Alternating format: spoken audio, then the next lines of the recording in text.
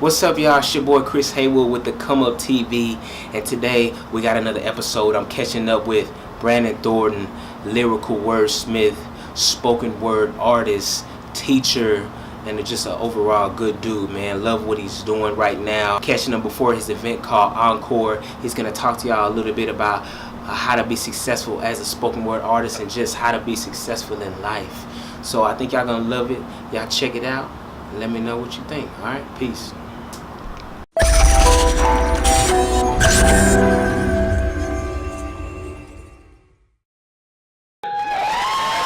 Y'all ready for a show? Thank y'all for coming out. This is for my people. Yeah, this is for my kinfolk. Family is the matter, like my name was Eddie Winslow. And I know I been dope, but that ain't the top bit. If you want that negativity, you need to stop it. I'm trying to see my people shoot higher than a rocket. Staying tall as y'all mean. I've been on my green like I was some freaking algae. Feeling better than a Sunday afternoon with Al Green. I gotta give my props to the ones that came before me. Marcus Garvey, Malcolm X, and Martin Luther King. And you can't forget that Junior, spoken word mixed with hip hop, yeah, that's the future. My name is Brandon Thornton, originally from Bloomington, Peoria, Illinois area, poetically birthed in St. Louis, Missouri. And I'm a spoken word poet, host, promoter. I've been doing spoken word poetry for 10 years.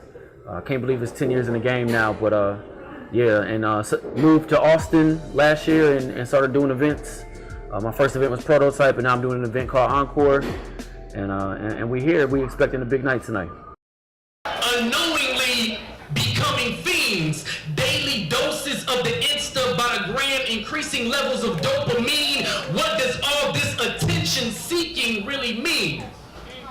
We love to turn up, but don't nobody want to tune in.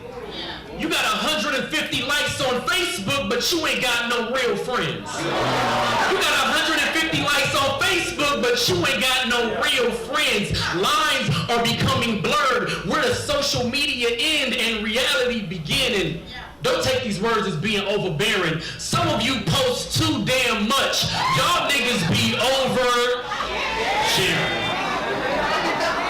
So the way I got into spoken word, I remember one of my first experiences was Def Poetry on HBO, Russell Simmons, Most Def, and the poets on there just sparked something in me, man. Like, they had so much energy. It was like hip-hop. I love the lyricism of hip-hop, but it was with a message and a meaning, and there were so many different styles that they showed, and I was like, man, wow, where are they doing this at? And then at the time I was living in St. Louis, and come to find out, St. Louis had events every night of the week, almost 4 or 5 nights a week. They have open mic poetry events. So I got brave, I wrote a poem, and I went, and I was hooked. Ever since I was going 4 or 5 days a week. Now, we all grown, right? And I'm not saying it's all about sex, but it might just be all about the checks. Because if money is the root of all evil, then why would relationships be excluded? Financial stipulations in the prenup, yeah, that's included. If your income is significantly higher than your significant other, then that can usually lead to significant problems. And no amount of shopping sprees could ever solve them, nor hide it. Y'all look like a happy couple in public, but y'all secretly hate each other in private. Even worse is these couples, they go out to eat, but they don't say shit to each other. They just sit in silence. It's like they choking on their wedding rings.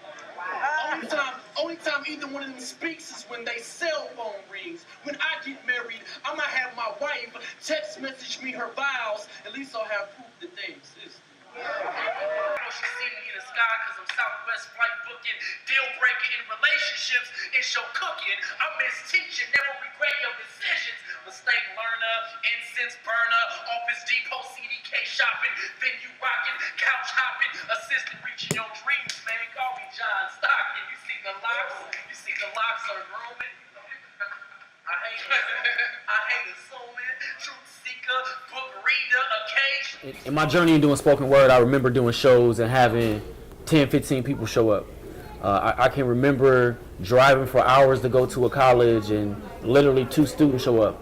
But the thing that I always said is it doesn't matter how many people's in the crowd, I'm gonna go like it's 2 or 2,000, I'm gonna go hard, it don't matter. Another thing about this journey is, at one point I was a full-time spoken word poet.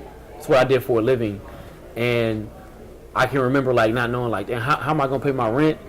But what I found is having to go through that full-time artistry gave me a different level of grind.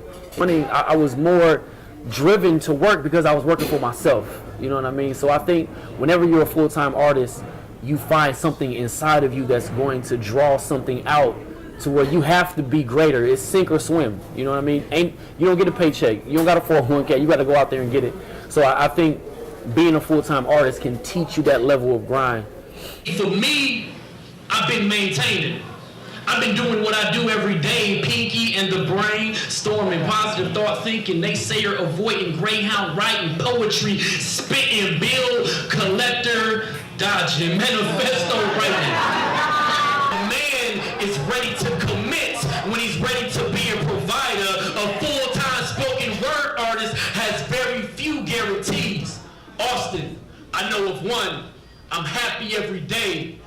Who has time to sleep when you're living your dreams? That's that part. Advice I would give to my younger self or to anybody who's coming of age in spoken word or any type of art form is, first thing is you have to grow a base. I feel like as an artist, some artists get caught up in, oh, I want to be a full-time artist or I want to do this. Sometimes you need to have a job to help pay for your grind.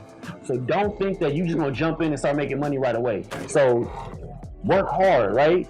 If you do a 9 to 5, that's cool. From five to that next 9, you can work on your craft and grind, whatever it is, beat making, artistry. You want to be a cook, whatever it is, you know what I mean? Perfecting your craft, right? Not just thinking, oh, I'm a painter, I need to start getting paid right away, or I'm a hip hop artist, I want you to start paying me for my shows. No, you do shows. What got me so successful is I started doing shows for free. I did it because I loved it, and then from that love and that passion, people saw it and they gravitated, like, B, come do this show, or here, I want you to come out to this college, right? You know what I mean? So perfecting your craft and being able to enjoy it passionately is what's going to lead to other people seeing that and wanting to embrace that. No matter what happens, no matter what obstacles are in the way, I'm gonna find a way to make it happen. You know what I mean? So you just gotta have that in your everyday life. Yeah. There you have it. Brandon broke it down, man. I don't need to say no more. If you liked what you saw in this episode, don't forget to like, subscribe to this channel, and comment, man. I appreciate the love, and y'all be looking out for the next come up episode coming soon.